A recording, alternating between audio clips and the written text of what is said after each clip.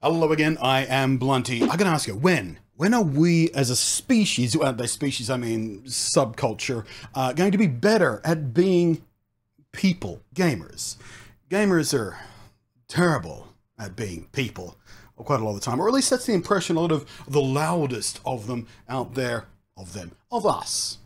I'm surrounded by gaming machines. There's a computer there, there's console. There's a bunch more consoles down in the cupboard down there, there are older ones, there's more over there in the box that are from a few generations. Us. I have to take responsibility. Us. So, Greg Miller is out there right now, stirring up trouble.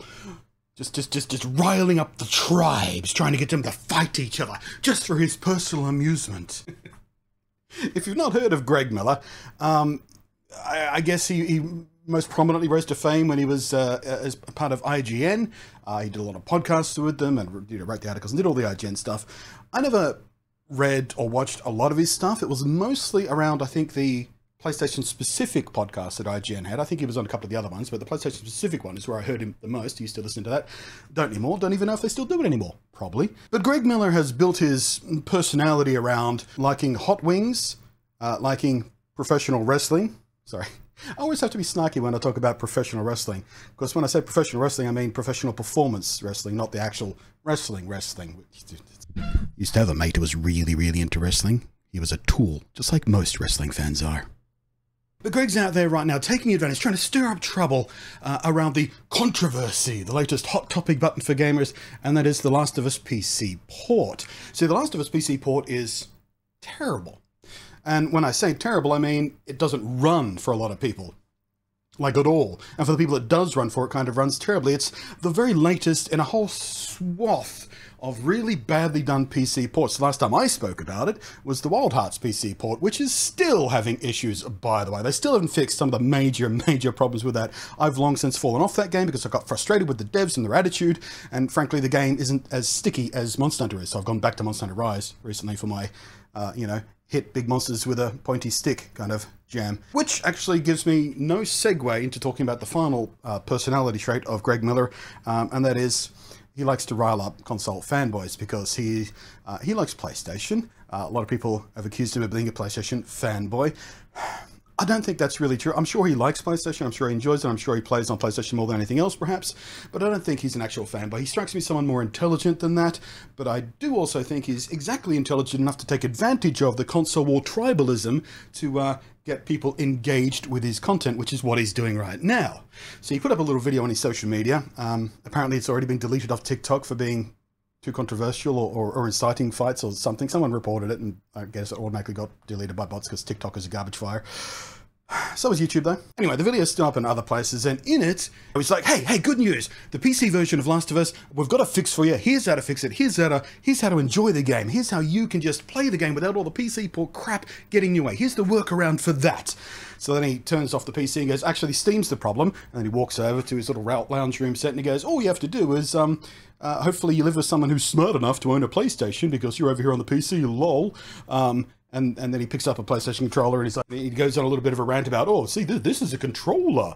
And about 50 years ago, we invented this so you didn't have to play games with keyboard and mouse, which, historically speaking, is not really the whole truth of it, but the autism part of my brain is really screaming to go into the deeper history of when, how, and why controllers were invented and when, how, and well, keyboard and mouse was invented.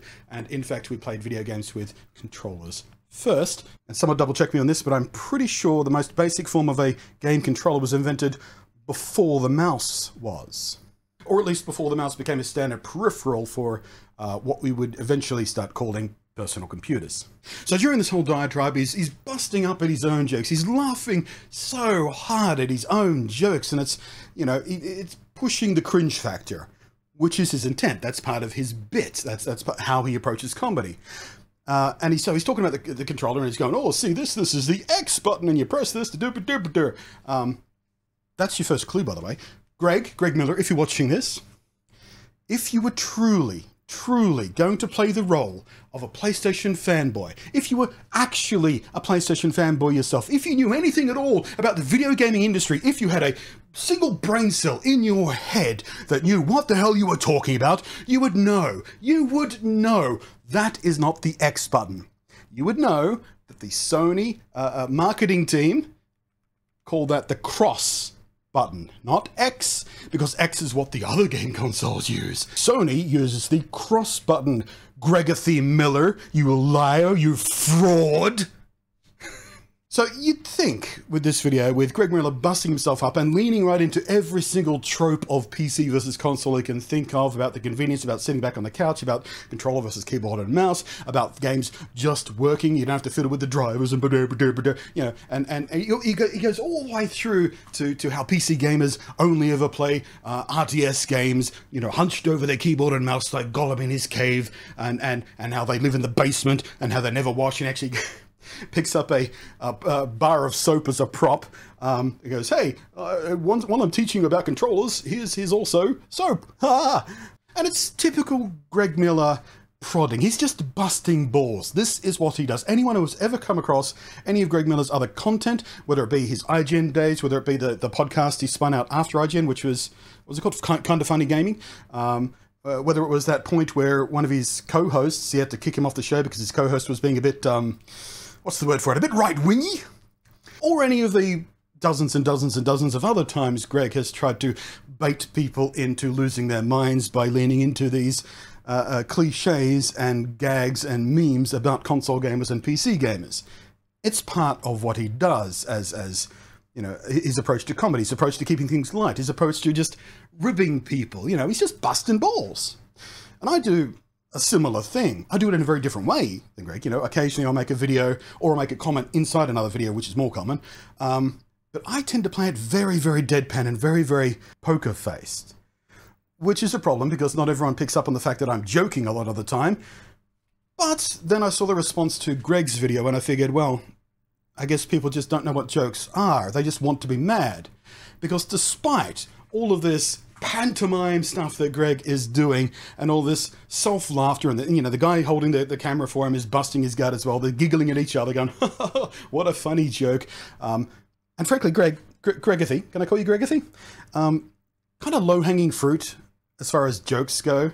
I mean, if you want to be clever, you could have put some thought into this, but all you did was just pick off the low-hanging fruit, all the standard cliches, and you're busting your own gut laughing at yourself. That's unearned laughter. But of course, some people took Gregathy Miller seriously. I'm not going to read you all the outrage things because I could just go on for... How long has this video been already? Too long. I want to read you a couple of indicators, tweets, the responses to this video that don't somehow miss the joke. I mean, you know, metaphorically, the joke is a fart. You know, it's funny to most people when you drop it in an appropriate situation. Farts aren't always funny, but they're often funny. So in this metaphor, the fart, the joke, is the fart of a giraffe. And the people who don't get the joke are, well, my friend Ali, who's about this tall. Hey, Ali. Would you like me to explain the joke? The joke goes over their head. You see, giraffes fart over their head. See what happens when you explain a joke? Gotta love Greg Miller, blaming PC gamers and Sony for releasing a balked port. What an absolute pathetic arsehole. Yeah, that's not what Gregathy was doing. These the dude. Sorry. I have trouble processing grammatical errors like that when I go to read them out especially. These the dude you'll respect and follow on YouTube. Look how he talking to you. Here's someone with slightly better grammatical structure for you. Not a surprise you coming from Greg Miller. He's an hypocritical corporate dick rider with no morals or values. He's a complete sellout with no integrity and shouldn't be valued as a human being. Because he doesn't value as an human being, but values the almighty dollar. Wow! Disproportionate response to someone making jokes about PC versus console wars and platform wars and fandoms for you to just go, hey, non-actual human being. Oh, here's the type I love. I get these ones a lot. When I say something that people don't necessarily agree with, instead of offering a counter-argument, they go after my physical appearance. If you're looking for that today, I put on a little extra weight recently. I'm feeling a bit sensitive about that right now because some of my t-shirts have stopped fitting quite as well as they were. I have to lose some weight. So you do go for the fat thing. Very often it's the old thing because of the grey hair. I'm in my mid-40s, for anyone curious, turning 45 this year. The person telling gamers that they don't clean themselves is the same person with a forehead covered with so much sweat it's reflecting light like nothing. Greg Miller, whoever the fuck he is a fucking baboon. So, the last one was Greg is not human. This one, he's a little bit too human. Perspiring is a sign that you never ever bathe. Apparently. Sorry, I haven't been reading the names of these until this one. Bernard AIDS Keenan. Alright. Instead of funding Japanese studios, Sony pays disgusting soy cretin Greg Miller to shill their giant kid's toy. I like that one. Consoles are kids' toys. That's a good old fallback. We haven't heard that one in a while. That doesn't enter the debate very commonly these days, but it used to be a big thing. Consoles were the kids' toys. And there's some truth to that, because in the sort of early, very early 80s, the video game crash happened. All the pre-Nintendo stuff, basically, it fell in a hole. Atari 2600 was basically the king of the hill, but Atari had no real control over who was releasing games, so there was a lot of really shitty games released for the Atari 2600, and that sort of caused a video game crash. And people thought, well, fad's over. Then Nintendo comes along, go, oh, we've been actually working on a video game machine. We think it's going to be pretty good, but obviously we can't market it as a video game machine anymore because people are off on video games. I know, we'll market it as a toy, and we'll include a big robot. Boop, boop, boop, boop. And it's a toy. And Nintendo saved the video game industry by marketing themselves as a toy. So, consoles as toy, historically good thing, just for the record. Also, while I'm on the rant, this has turned into a much longer video than I ever intended, but while I'm on the rant, soy boy, that soy thing, not true. You can eat as much soy and soy-based foods as you like, and the phytoestrogen that is in soy, that is the plant version of estrogen basically, doesn't actually affect the human body the way regular estrogen does, the kind of estrogen we respond to. It just doesn't. So it's a complete ridiculous myth that eating a lot of soy or drinking soy milk makes an otherwise manly man more feminine somehow. Complete bullshit. In fact, the opposite is true. You know how, weightlifters and sporty type people often eat, lots of stuff like eggs. They have a big egg breakfast, and there was that whole thing. Was it Rocky Balboa? Who drank the big jar of eggs? That was a thing for a while. Just drinking raw eggs. I think it was then Rocky or something, wasn't it? Anyway, you know what eggs are full of? Estrogen. Ever think about it? What are eggs' function? They're from the female reproductive system. They're full of estrogen. And no bodybuilder drinking raw eggs or having big egg and bacon breakfasts every morning to carbo load or whatever, protein load, or the people who eat more soy than, say, eggs, for example, actually ingest less estrogen that can affect their bodies. The point I'm trying to make in this video is you gotta stop taking the bait. Because as long as you keep taking the bait, people like Greg Miller, and even yours truly from time to time, will continue to put the bait out there. Because, a lot of this stuff lives or dies by engagement. The more engagement there is, the more the algorithm goes, oh, people are interested in that, better spread that to more people. If you don't engage with it, that doesn't happen. And the absolute best way to get engagement online these days, and for a very long time now, and I hate this about it, and I try not to lean into it too heavily, but sometimes it's just rent to pay, and you gotta lean into it, is to enrage people.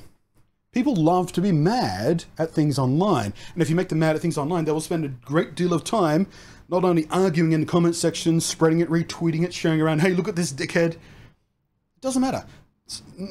Pretty much every single one of my best performing videos, when it comes to engagement, when it comes to views, when it comes to ad revenue, are ones that people have been angry at, are ones with, the wrong ratio of the thumbs. Oh, you got more downvotes than upvotes. Yeah, well, that video got like 5 times more engagement than the other video, so that's good for me.